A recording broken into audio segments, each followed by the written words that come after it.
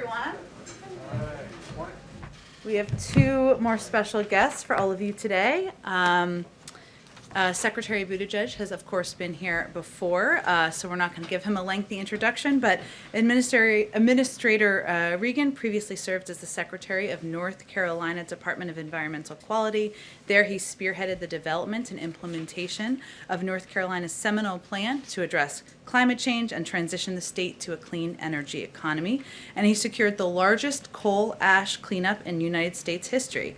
Administrator Regan began his career at the Environmental Protection Agency and is the first African-American man and second person of color to lead it. I will also just note before we go to them, Secretary Granholm, Secretary Buttigieg, and Secretary Mayorkas will brief the full House and Senate this evening as well. They'll take a few questions, but I will turn it over first to Secretary Buttigieg. Thank you, Jen. Good afternoon. Let me start just by saying that we know that the cyber attack on the Colonial Pipeline is affecting fuel supply for some Americans. And throughout the administration, we have been working around the clock to help Colonial return its pipeline back to normal operations quickly, safely, and securely. The President has directed us to bring all government resources to bear to help Colonial to resolve this, and we're working to assess the impact of the temporary pipeline shutdown on our national fuel supply, while also working to help alleviate any potential shortages when and where they occur. I can tell you that I've been on the phone multiple times a day with the White House, with fellow cabinet secretaries and other leaders, including Administrator Regan.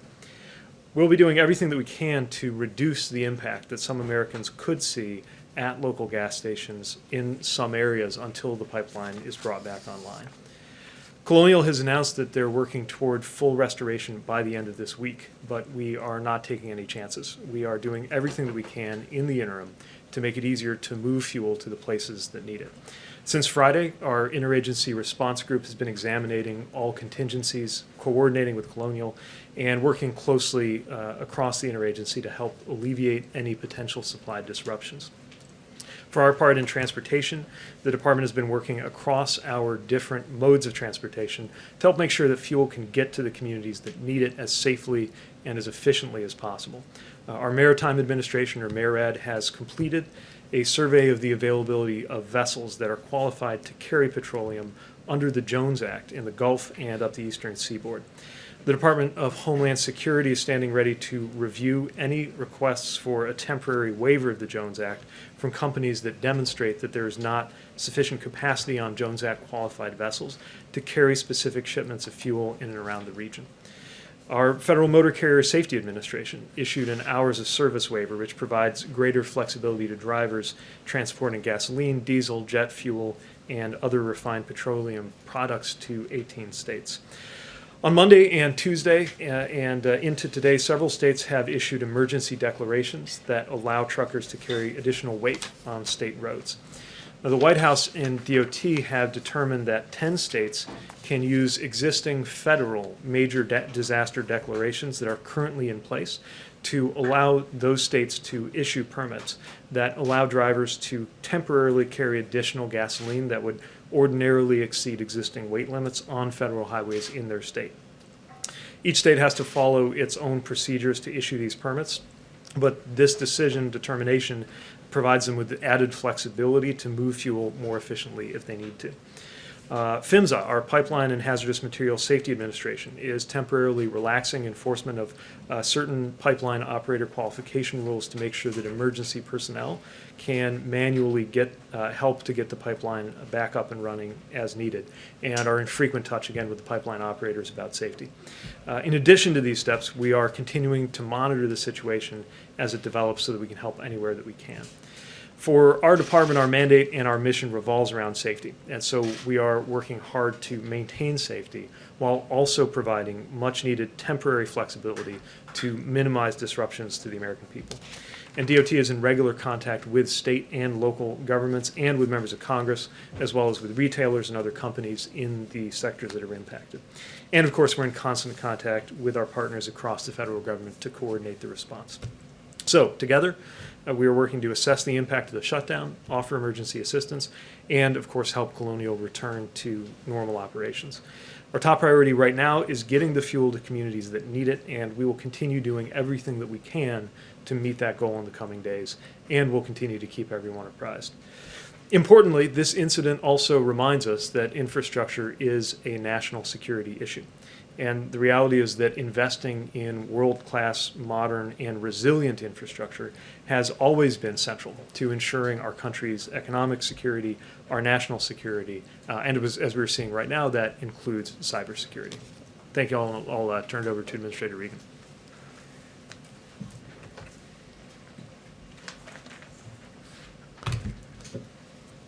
Thank you, Secretary Buttigieg.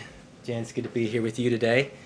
You know, as Secretary Buttigieg mentioned, the President has directed a government-wide response to the Colonial Pipeline shutdown. And at EPA, we're doing our part to mitigate the impacts that people and communities might be experiencing. The Clean Air Act allows EPA, in consultation with the Department of Energy, to waive certain fuel requirements to address shortages. After careful evaluation, EPA and DOE concluded that extreme and unusual fuel supply circumstances exist and that granting short-term waivers is consistent with the public interest. EPA issued an initial waiver on Tuesday morning and later issued a second, more expansive waiver that covers 12 states and the District of Columbia. EPA waived certain gasoline requirements, specifically the requirement for low volatility conventional gasoline as well as reformulated gasoline. While the waiver alone will not resolve the supply situation, it will help alleviate supply shortages. The waiver allows the use of any residential winter gasoline that may exist in the region. It will also allow butane to be blended into existing fuel stops, increasing the supply of gasoline by up to 5%. EPA granted the waivers to help mitigate the supply shortages of gasoline in the affected areas until normal supply to the region can be restored. EPA followed an orderly process when assessing and issuing the fuel waiver. Any such waiver is limited in both geographic scope and in the duration to mitigate any potential impacts to air quality. At this time, we do not anticipate air quality problems from these limited waivers. In assessing the situation and issuing the waivers, EPA has been in close coordination and communication with all of the impacted states. Our partnerships with the states is key to being able to effectively respond to the developing situation like this one. Going forward, we will keep coordinating with our state colleagues to assess the situation on the ground and to determine whether we can provide any future flexibilities to alleviate impacts for people and communities in these affected areas. We understand that there are shortages resulting from the Colonial Pipeline shutdown that cause stress and confusion in people's lives. Our response underscores the importance of President Biden's All of Government Directive, which asks federal agencies to harness our collective expertise and work in sync when urgent matters arise. This interagency effort is the linchpin to a swift and coordinated response. And with that, I'll turn it over to Jen. Go ahead. Thank you so much. One question for Mr. Regan, one question for Mr. Buttigieg. Many of your fellow North Carolinians cannot find gasoline right now. What's your advice to them about what they should do and what they shouldn't do until this situation is resolved? Yes, we are in very close coordination with my home state, just like the other 12 states. I think the folks should follow the advice of the governors and the attorney generals, which they're asking folks not to panic, not to hoard gasoline, and to watch for the updates that are coming from the federal government. We have some really good coordinated efforts at the federal, state, and local levels, and we're working very hard to alleviate these circumstances. And then, Secretary Buttigieg, you mentioned that this situation shows the importance of world-class infrastructure. What could have been done or what should be done to prevent something like this from happening? Well, this is part of what we have in mind when we talk about resilience. We need to make sure our infrastructure is resilient to climate security issues caused by the increased frequency and severity of weather events, but we also need to be sure that we are resilient in the face of cyber threats, and certainly in the kinds of things that the American Jobs Plan will be funding and supporting. I think part of the expectation for local authorities or states or other bodies seeking to get funding is that there be robust cybersecurity resilience and planning being written into that. This is not an extra. This is not a luxury. This is not an option. This has to be core to how we secure our critical infrastructure, and that includes infrastructure that is not owned and operated by the federal government. We're being reminded that private companies and often local authorities own and operate so many of the critically important utilities and other infrastructure we count on. Here. Secretary Buttigieg, is the fact that this one ransomware attack could take down roughly 45% of the East Coast's fuel supply mean that we should be building additional pipelines going forward? Well, in this case, this was an issue about how a cyber attack impacted a pipeline that's there. I'm not sure it really speaks to the number or quantity of pipelines or their throughput. I do think it reminds us that we need to make sure that we have the most resilient and flexible infrastructure for the future, especially when it comes to something like energy. We've now had, you could argue, two major wake-up call experiences, one in Texas and now one here, each with a different cause, but both reminding us about the work that we have to do as a country. Jeff? Mr. Secretary Granholm yesterday said that she expected this issue to be resolved by the end of the week, more or less. Is that still your expectation? And So, go ahead. I'll defer to announcements from the company on their process. Again, PHMSA is in touch with them to review any plans that they have. I would emphasize that there is a lot that is involved in getting a pipeline up and running again. And so there's the announcement, then there's the actual process, and then some time for that to be fully up and running, which is one of the reasons why we're not wasting any time and haven't been since even over the weekend in taking the steps that we need to mitigate any shortages, even things that could happen while the pipeline is getting fully online, but before that's completely taken place. And just to follow up for you, perhaps for both of you, you described the permits and the waivers to allow other ways of getting fuel to these affected areas of the country. Is that working? Is that fuel arriving? We've gotten indications and feedback that the hours of service waiver has had an impact, and we expect that the waivers will as well, but obviously they're very new, and so we'll be closely looking for feedback both from companies and from states on how that's going. Anything with that? Well, I will add that these waivers are working. We've seen an exceptional response from all of our states who are very appreciative of these waivers. It does expand the fuel supply.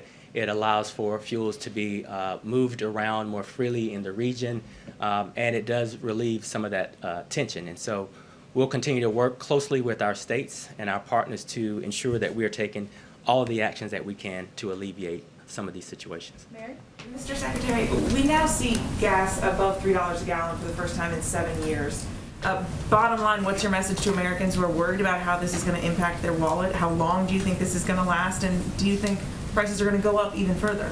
Well, my message is that we understand these concerns, that we've seen that in a lot of the impacted geographies that this is a real issue, and that's one of the reasons why we've been working with every lever of government that's available, and not the federal government as an island, but interacting with states and with companies to address this.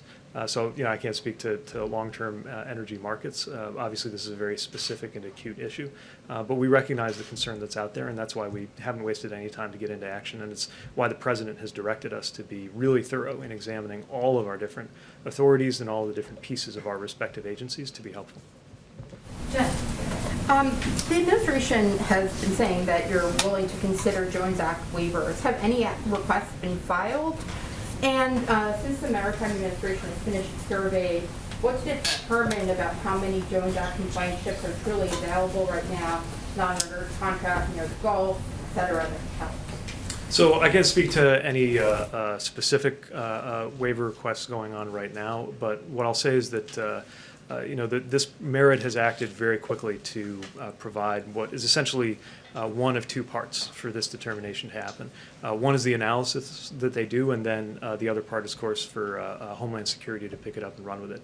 And we'll continue making sure that they get any information they need and be able to turn it around quickly. The level of analysis that's already been done, my understanding is previously that's taken a couple of days, and MARAD was able to do it in a matter of hours. So they're moving quickly, and bottom line is stand at the ready to very expeditiously process what comes in. Go ahead. Are you confident that another attack on the pipeline can't happen imminently? Has the company told you anything about that, about steps they've taken in the short term on that? we can talk about this. I mean, they're speaking to their specific programs, but I will just say that we're probably not going to get into details about the company's own preparations. We've talked about the fact that this was a ransomware attack, that these threats have been out there for some time, and it's certainly a reminder to this company and others to continue to harden their cybersecurity. But we'll let them speak to their other preparations. Go ahead. Thank you, Secretary Buttigieg. This is Wednesday today. We're talking about potentially a weekend restoration, but things are getting really crazy out there. The Consumer Product Safety Commission is warning people not to fill up plastic bags with gasoline. 1 in 10 gas stations in DC is out of gas, and the figures are far higher in the South. Is the Biden administration having any preliminary discussions about potentially taking over the pipeline to restore the flow if the company is unable to do it themselves? So I've not heard anything along those lines. We are partnering with the company to make sure that on everything from the flexibilities we talked about to technical support and advice, that they're getting the help they need. And they have been able through Line 4 and ancillary lines to move some product, although, again, obviously waiting for determination on fully reopening. I will say that this is a time to be sensible and to be safe. Of course, we understand the concern in the areas where people are encountering temporary supply disruptions. But hoarding does not make things better. And under no circumstances should gasoline ever be put into anything but a vehicle directly or an approved container. And that, of course, remains true no matter what else is going on. Thank you, Secretary. Unless you want to, well, let's do one more. Go ahead. Thank you. Based on what you know right now, do you anticipate having to extend the duration or expand the scope of the fuel waivers further? Well, we're in very close coordination with each individual state. They all have different needs.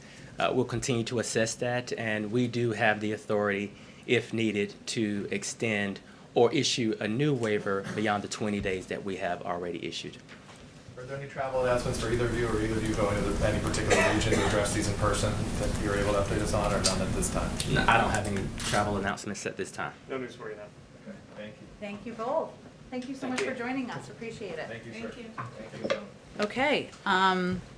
All right, I have another kind of hard out here at 1 o'clock. Sorry, lots going on, but we will get to as many questions as we can. I do have a couple of additional details of outreach from the White House to governors I just wanted to convey to all of you.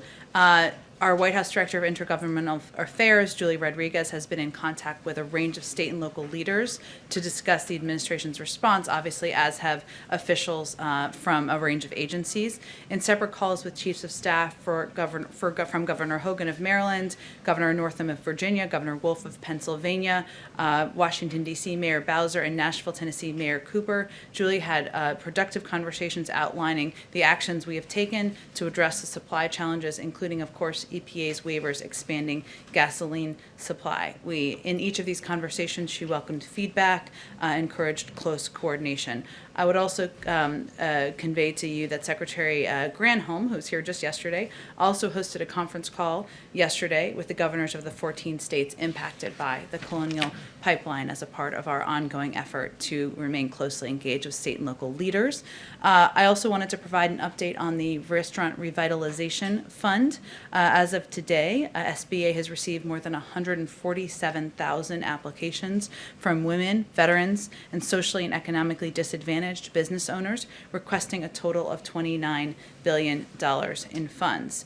Businesses that qualify for grants should expect to receive the funds within 2 weeks. Already, $2.7 billion of relief funds have been distributed to 21,000 restaurants across the country already. And I would also note that Congress has also set aside $5 billion of these funds for applicants with annual pre-pandemic gross receipts of not more than $500,000. On top of that, the Administrator Guzman from the SBA set aside $500 million in funding for applicants with less than $50,000 in receipts in 2019 to ensure those smaller restaurants, bars, food trucks, and other dining establishments have access to those funds. Go ahead, Jonathan. Thank you, Jen. First, just wondering, I believe the meeting is still ongoing. Do you have any readouts at this point of the Big Four meeting with the president? I do not have a readout of the meeting that's ongoing. That's just the case. But Maybe they slipped you a note. I can convey to you that, one, I would expect they will go to the stakeout. I would also expect that we'll have a written readout later this afternoon to provide to all of you. Setting that aside, two other matters then. What is the president's response to Congresswoman Cheney's speech last night in which she denounced former President Trump's big lie and said the Republican Party needed to stand for fair and free elections, and then her subsequent ouster this morning from her leadership position? Well, let's start with the facts. More than 80 judges across the country threw out lawsuits attempting to overturn the outcome of the election. And on January 6th, this moment in history, we're looking at their hearings on Capitol Hill about the events on January 6th. Our nation's capital was attacked, our democracy was attacked, and 6 people lost their lives. So it's disturbing to see any leader, regardless of party, being attacked for simply speaking the truth. And as the president said last week, it's hard to understand. But our belief, his belief, is that the American people will have to make their own decisions about whether the reaction by the people they elected to represent them should be embracing and elevating conspiracies and attacks on our democracy, or whether it should be standing up for ideals that have historically been owned by both Democrats and Republicans representing the country throughout history. And one other matter, the escalating situation in Israel. Does the administration plan to drop their objections to a UN Security Council statement? Are there any plans to appoint an ambassador to Israel anytime soon, or to reopen the consulate in Jerusalem that deals with these Palestinian issues? Well, first let me give you a bit of an update on our outreach. And some of that we haven't read out to all of you because a lot of it has been happening privately. There's been a lot of activity and engagement around these developments over the last few days. Just since this weekend, we've had more than 25 high-level calls and meetings by senior U.S. officials with senior officials from Israel, the Palestinian Authority, and Arab partners and other stakeholders, including the Qataris, the Tunisians, the Jordanians, the Egyptians, who, as you all know, have an important role to play in the region as we work to move toward de-escalation. Just yesterday, we had more than 10 phone calls by senior Washington-based officials, including National Security Advisor Jake Sullivan's call with his counterpart. I will also say that in the region, we of course will nominate a qualified, experienced ambassador to Israel over the coming weeks. That's in process, and when it's ready, we'll announce that. But in the meantime, we have great confidence in our team on the ground in Jerusalem, led by a career diplomat, Jonathan Schreier, who enjoys open and regular access to a range of senior officials. And Jonathan and his team are fully latched up with both our team here, the State Department, officials on the ground. So our engagement is, a lot of it is happening privately through diplomatic channels. It's happening with officials in the region. We're in regular dialogue multiple times per day, as I noted, with Egyptian and Qatari officials, who have significant influence over for Hamas. And our objective here is de-escalation as we look to protecting the people in the region. Go ahead, Jen. Thanks, Jen. Just to confirm, the meeting is still going on. Yeah. As when we came out here about 25 minutes ago, it was still going on. But I haven't seen any rustling of activity out there, so that sometimes is an indication. Okay. And without giving a readout on a meeting that may still be going on or had started anyway, can you give us a sense of when the president says he's looking for consensus on a compromise, what points did he bring to the meeting on which he is willing to compromise? Well, first I will say, Jeff, that the president believes that he was elected to find opportunities for common ground and to identify areas where we can work together. So some examples where there's already some activity on Capitol Hill are a conversation, I should say, that was a hard word for some reason, about infrastructure investment, modernizing our nation's infrastructure. As you all know, there's going to be a meeting tomorrow with Senator Capito and a number of Republican senators to discuss exactly that, to discuss the counterproposal they put forward and where we can find some common ground. But there is also an opportunity to work together on areas like increasing competitiveness among our workforce, to competing with China, to addressing the semiconductor chip shortage. There there are a range of issues that there has historically been bipartisan cooperation on, including issues like immigration. But we will see what comes up in this meeting when it concludes. Obviously, the president has his agenda to discuss what we can work together on moving forward to help the American people. Each of those 4 leaders who are coming, none of them are wallflowers. I'm sure they will have items they want to discuss as well, and I expect they'll share that with you when the meeting concludes. Would corporate taxes be one area where he may have said, I'm willing to go to 25% instead of 28%? Well, he's conveyed that certainly publicly, and I wouldn't see this as a negotiation to come to a conclusion about the American Jobs Plan and how it will be paid for. But he's expressed an openness to a range of proposals, and his bottom line is that inaction is unacceptable and that he is not going to raise taxes on the American people who are making less than $400,000 a year. But he's open to a range of proposals. Go ahead. We heard Secretary Buttigieg just mention the desire to include more funding for cybersecurity in the American Jobs Plan. Why wasn't that included in the president's initial plan? And is it a must-do for you now? Well, I think what he's really what the secretary was talking about is how the grant funding is determined and what will be required for that grant funding. And that's part of the process, as you know, as these negotiations and conversations are happening with Capitol Hill. So, I think at this point it will include, as the discussions continue, tying specific grants to recipients' implementation of cybersecurity goals, using tax credits to finance needed cybersecurity improvements. But I think it's clear that cybersecurity, ensuring private sector companies are hardening their cybersecurity, ensuring it's an across-the-government effort, is a priority to the president, and this will be linked now to our proposal for how specific grants should be distributed. And we have seen a bit of a shift in tone out of the White House in the last 24 hours. Yesterday, we were told there aren't supply shortages, it's a supply crunch, it will be short-lived. Now you all are describing it as supply shortages. Is the impact of this hack more than you anticipated? Well, I would say on Monday afternoon, so 48 hours ago, we said, at this moment, there is not a supply shortage. That was accurate at this moment. We also said that we are continuing to monitor very closely what the impact will be. And one of the reasons that we acted as quickly as we did, convening interagency calls through the weekend, determining what levers could be used very quickly and rapidly according to historic standards to help put in place contingency plans to ensure we reduce the impact on the American people, is because we had to anticipate there could be a range of impacts. We could not predict when the company would be able to come back online. They obviously need to make those determinations themselves. So our role is not to determine that on their behalf. It's to make preparations to help reduce the impact on the American public. And this obviously raises concerns not just about future attacks on pipelines, but other aspects of the electric grid, water systems, the like. Can Americans trust that the government can prevent future attacks going forward? Well, I would first note this is an attack on a private sector company.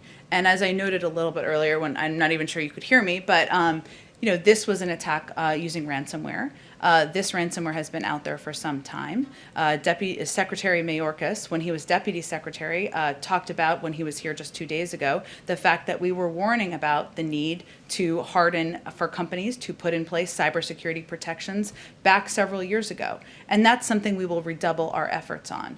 At the same time, we have, since this president took office, we have also redoubled our efforts on public-private sector partnerships and efforts to work together on not just best practices, but ensuring we are protecting exactly the systems that the American people rely on. As you noted, some of those are federal entities, some of them are private sector entities, but that has been our objective from the very beginning, and this is a reminder of how important that is. So what kind of steps can you take to try and encourage private companies, private entities? Are there tighter restrictions you can put on their cybersecurity to ensure that these kinds of attacks don't happen going forward? Well, there is an element of any company seeing what has just happened over the last several days being a reminder of how important those steps are, and that is out of our hands. That is probably thanks to the reporting of all of you. But I would say that one of the reasons that we have stood up under Ann Neuberger, who was just here a couple of days ago, and elevated a public-private coordinating apparatus or effort to work with the private sector is because we want to ensure that well-intentioned companies understand what they need to put in place and understand the risks that they're facing. Because we know, as this is an example of, that it won't just impact that company, that it can impact, depending on the entity, the American public. Go ahead. How can the president work with Kevin McCarthy, who's poised to anoint to a position of leadership at the Republican conference someone who does not believe in the legitimacy of the last election? Well, the president is no stranger to working with people who he disagrees with, or he has massive fundamental disagreements with. The facts are on our side, and more than 80 judges across the country threw out lawsuits attempting to overturn the outcome of the election.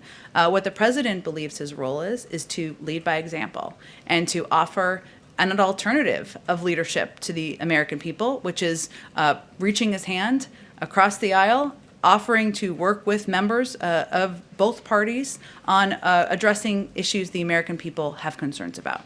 We heard from, I want to ask you about ransomware. We heard from Buttigieg and from the administrator of the EPA just moments ago. If you can help, you speak for the president. What is his message to Americans right now who are worried about the supply of gas and rising prices?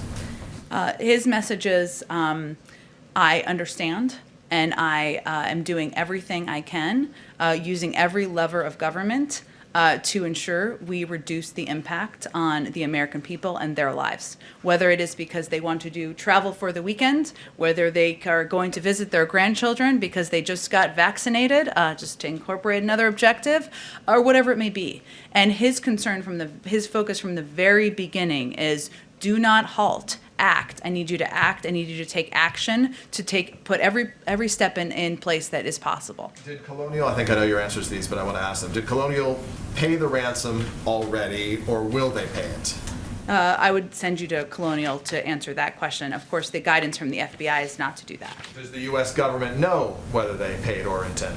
I just don't have anything more for you on that. Do you believe that the public and the government have a right to know when a major national security asset, like in this case, pays or would pay a ransom to the Russians? Well, first of all, Peter, we have not made an official attribution aside from the individual. To whomever. Okay, but that's an important point. Just for clarification, official attribution, I will say that there is advice and guidance we give from the federal government because we know this incentivizes additional attacks. That is guidance that's given from the FBI. But this is a private sector company, and I would refer you to them for any questions about what they have or have not paid. Thank you, Jen. Go ahead. Thanks, Jen. Going back to the topic that Peter first touched on, Yeah. how does this president approach negotiating with someone who says that 100% of his focus is on stopping this administration?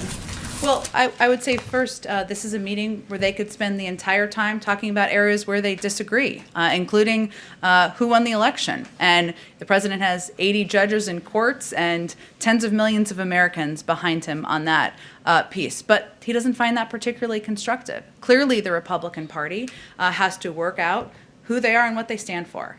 But this is not a meeting that's focused on that. So the president has a long history of working with people where he has strong disagreements, and his objective and his focus and his time today, nothing more valuable than the president's time, is going to be finding common ground. And that's how he'll approach it. More broadly, how would you say that this administration approaches the art of compromise differently than, say, the Obama administration did? What did you learn from those 8 years? Well, first I would say that the vice president, and the president was the vice president at the time. He was not an outside actor, right? And he worked in close partnership with then President Obama to get a lot of work done for the American people, from the Affordable Care Act to the American Rescue Plan to moving forward an agenda in what we felt was the right direction. In terms of lessons learned from that period of time, I think that anyone who spent 8 years as vice president would probably look back and think, what would I have done differently at the time? I'll let him to speak to that more specifically. Go ahead. Okay. Just looking ahead to tomorrow's meeting, what do you expect to gain out of that meeting? We talked to, I believe, all of the offices for the Republican senators who were involved, and one of them said, if the White House isn't prepared to come down on its overall number or change the funding structure, then this is all pointless. What's your response to that? The president's been clear, as have I, speaking on his behalf, that he's open to compromise. And his only line in the sand is around inaction. And certainly, I don't think anyone anticipates, including the members attending, for this to be a definitive meeting with an outcome where everything's signed with a bow or tied with a bow at the end.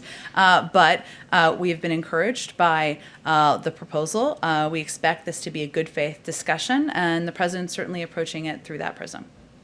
Go ahead, Karen. Thanks, Jen. Yesterday we heard from Senate Republicans, including Susan Collins, who said that the public's no longer looking to the CDC for guidance because the CDC is moving too slowly. We saw Georgia move ahead on the vaccinations for as young as 12 years old without waiting for the CDC.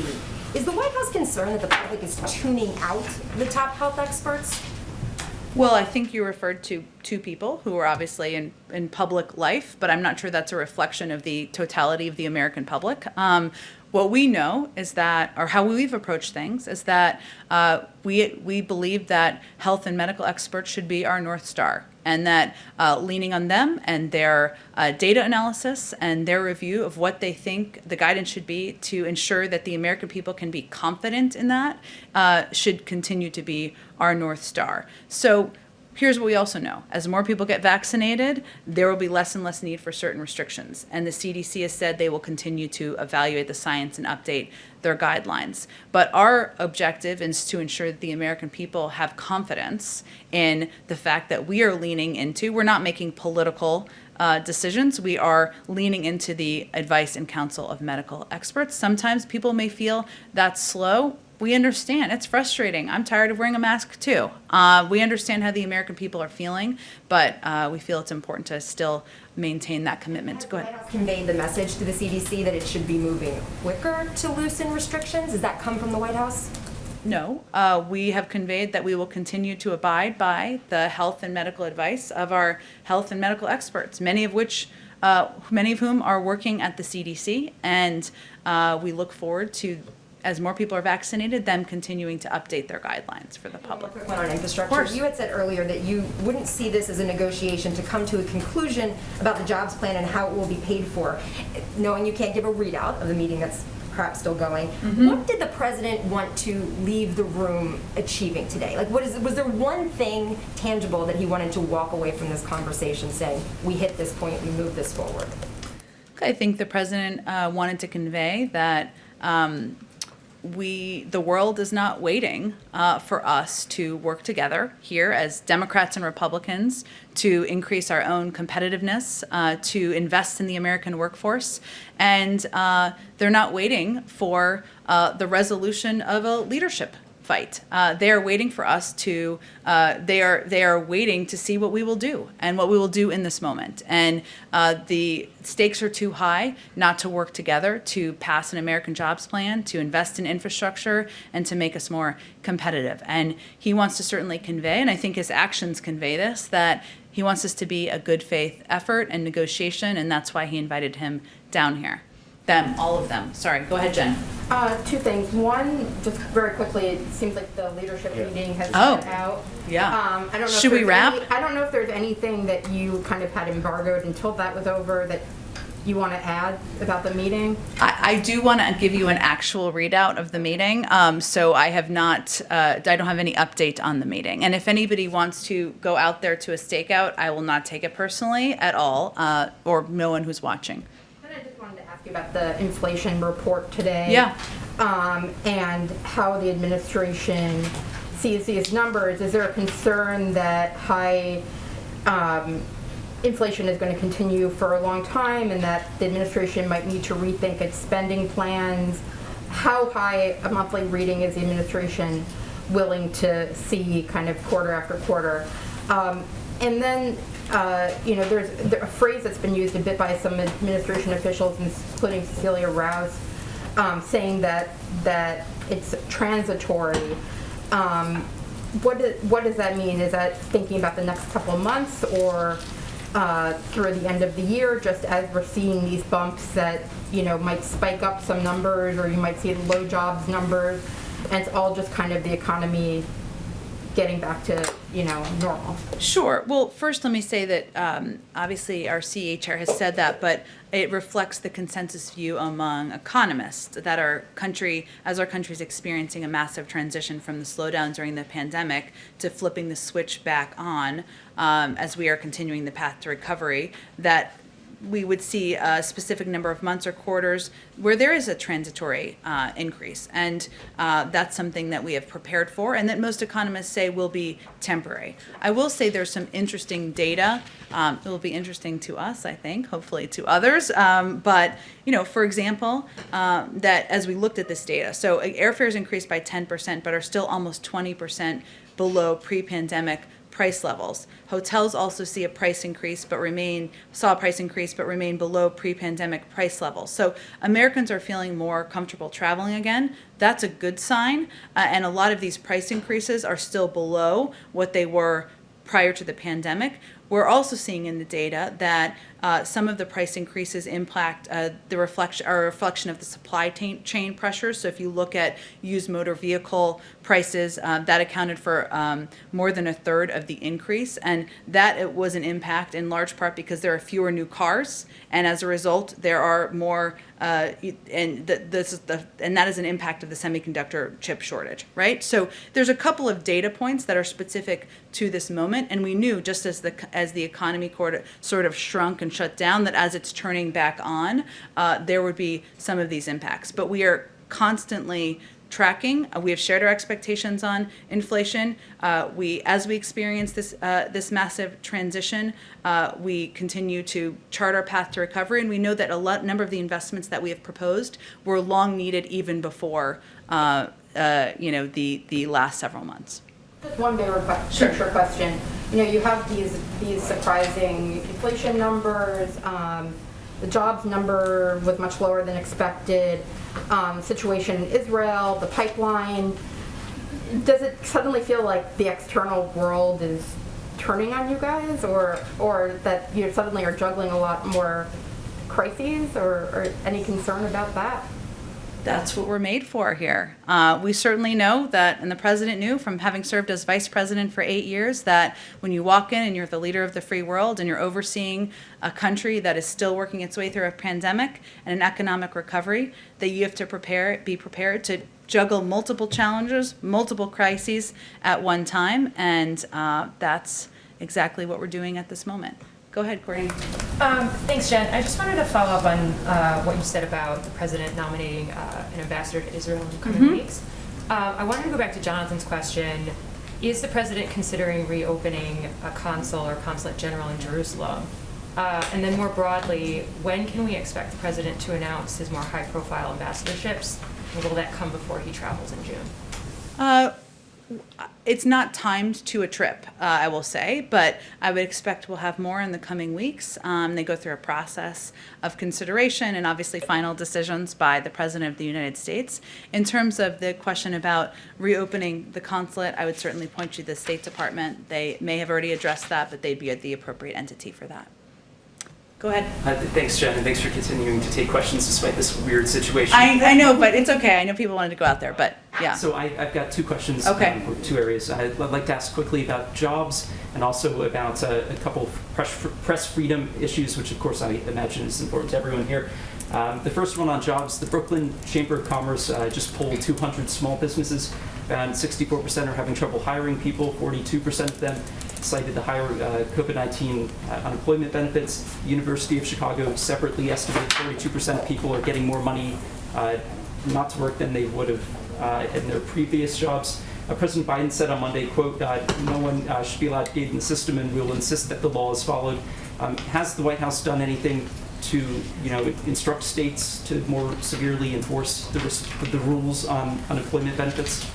We certainly expect any state is enforcing the law, but I would say that what we've seen across the majority of economic data and from the majority of economists is that the biggest impacts and factors are the pandemic and the fact that we're still recovering from a pandemic, and people having concerns or issues with childcare or fears if they're not yet vaccinated about going back to a workplace. And there are a number of steps we've put in place, including assistance to restaurants, as I noted earlier today, to small businesses to ensure they have that vital assistance at this point in time. And obviously for bigger companies, we've been encouraging them to use some of the $1.4 trillion in assistance they've received to pay higher living living wages. But those are the range of factors that most economists believe are the issues at this point in time, even though we look at data over the course of several months. And over several months, we've been creating about 500,000 jobs a month. So when President Biden says that, he's basically just putting it out there that states should enforce it and that people should comply with the rules in place, not necessarily that there's anything new the federal government's doing. Well, we certainly expect states to abide by the laws, as I'm sure you do. Did you have a second question? Yes, I do. I'd like to ask about a couple of press freedom issues. On Friday, we learned that the Justice Department last year seized the phone records of several Washington Post journalists. The Biden Justice Department defended this, saying that it was the sources they were after, not the reporters. But there are some press freedom advocates who are pretty concerned about that defense. Trevor Timm of the Freedom of the Press Foundation said that the Biden Justice Department gave a disturbing defense of the practice. Bruce Brown, the executive director of the Reporters Committee for Freedom of the Press, said that it raises serious First Amendment concerns. Do you, as the government's top press officer, have concerns about reporters' records being taken, including in this instance? Well, given this was an action taken by the last administration and the Department of Justice oversees, obviously, our legal actions, has already spoken to it, I'm not going to have anything additional to add. The second part on press freedom is this marked International Press Freedom Day, which was celebrated on Twitter by the Secretary of State and the Vice President, who wrote, "A free press is critical to democracy." The whistleblower Edward Snowden responded by writing, "This would be more persuasive if the White House wasn't aggressively seeking a 175-year sentence for a publisher of award-winning journalism." Is referring to WikiLeaks publisher Julian Assange. The Obama-Biden administration was infamous for taking a heavy hand toward reporters and leaks, including taking the Associated Press's call records and calling a Fox reporter a possible conspirator. But the Obama Justice Department decided not to prosecute Assange for fear of setting a precedent that could be used to prosecute journalists dealing with classified information. In the name of press freedom, will President Biden be intervening in the Assange case to stop the prosecution, or will he be allowing the Justice Department and the courts to sort this out? Well, in the name of independent justice, we will allow the Justice Department, encourage the Justice Department to continue to be an independent Justice Department, which I know is different from what we saw over the last 4 years. So it feels funny to some people. Go ahead in the back. Thank you, Jen. First question about the potential closing of the Line 5 pipeline in Michigan. Has the president been in touch, in contact with Prime Minister Trudeau? That's in the courts, so we're not going to have anything to add. It's in a courts process right now. The amicus brief of the Canadian government in the U.S. federal court says that describes the potential closing as a massive and potentially permanent blow to Canadian economy and energy security. Is this a way to treat an ally like Canada? I think we've talked about in here how important of a partner Canada is and will continue to be on a range of issues, from addressing the pandemic to just being a regional partner on facing issues around the globe. But this, again, is a situation that's in the courts, so I'm not going to have more comment on it. I got to go around to other people because I have 3 minutes left. I'm sorry. Keep going. I just have 2 quick ones.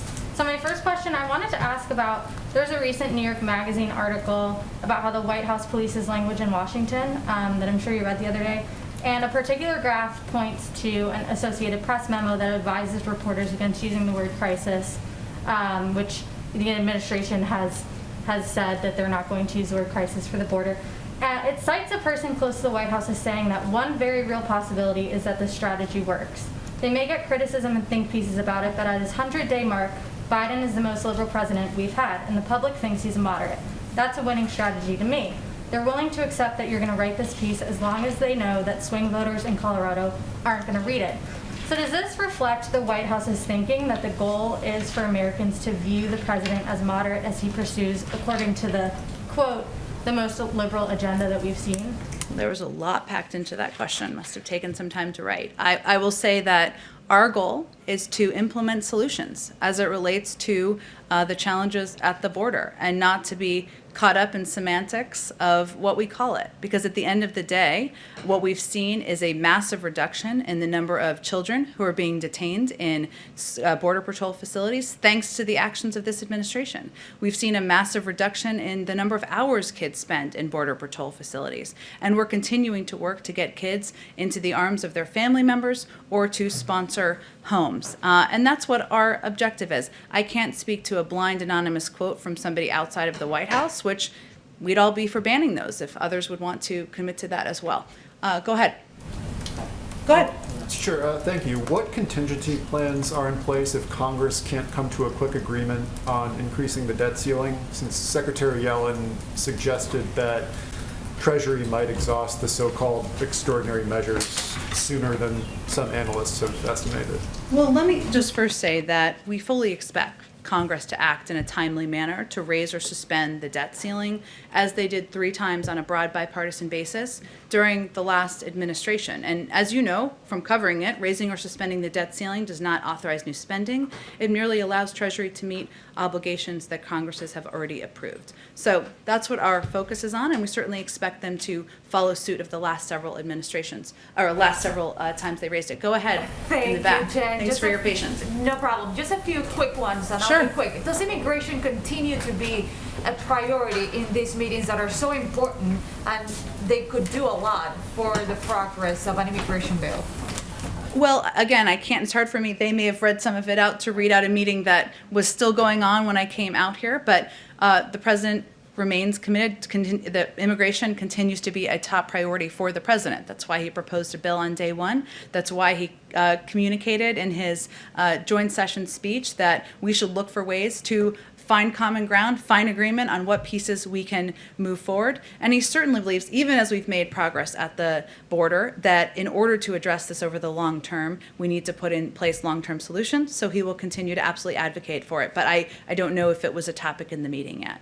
The rancher the couple who found the 5 young girls that were rescued a few days ago, said to the president in an interview that he did, "We want you to come to the border. This is not humane anymore." What do you have to say about that? I will say first that that was a heartbreaking situation, and we're thankful for the work of CBP to ensure those minors' safety. This is another example of why we continue to be very clear that individuals should not make the treacherous journey north and put their lives in the hands of smugglers or others for unsafe circumstances. And again, just to reiterate, our focus remains on solutions, on ensuring we're expediting processing, we're getting kids into safe and humane conditions, and that's, if going to the border changed that or helped that, that would be one thing. But our focus is on implementing pieces that we can, so we can make their lives better. On consumer prices picking back up on what was asked earlier on, is this a concern going forward that the prices will continue to rise, that it will have an impact on the recovery that you want to have in the economy? Well, again, I think this is obviously something we monitor quite closely, and we certainly monitor specifically from, it's the job of the independent Federal Reserve to manage all aspects of inflationary pressure as they pursue their dual mandate of achieving full employment at stable prices. So it's the policy of us not to, executive branch, not to comment on that really in terms of the future of inflation. But I will say that, it's important to note what the very specific, as I did in response to an earlier question, factors are at play here, which include, as I noted, the airfare is increasing by 10%, but still being 20% below pre-pandemic levels, hotels seeing a price increase but remaining below pre-pandemic levels. So there are a range of factors here at play, obviously addressing the semiconductor chip shortage that we think we remain committed to and we will continue to work to address. Okay, thanks. Okay. Just moments ago, Leader McConnell said to those reporters, some of This whom is were like back- real life happening here. real news in real time. Leader McConnell said moments ago that they communicated to the president that they will not budge on the 2017 tax cuts, which means, well, you know what that means. I guess, what is the White House, what do you say to that? And then how would you pay for this if you're not going to pay with it via tax cuts? Well, I think that question is more, that question is probably more on Republicans to address than it is on the president. He's proposed a way to pay for it. We'll see what other ideas they have. Thanks, everyone.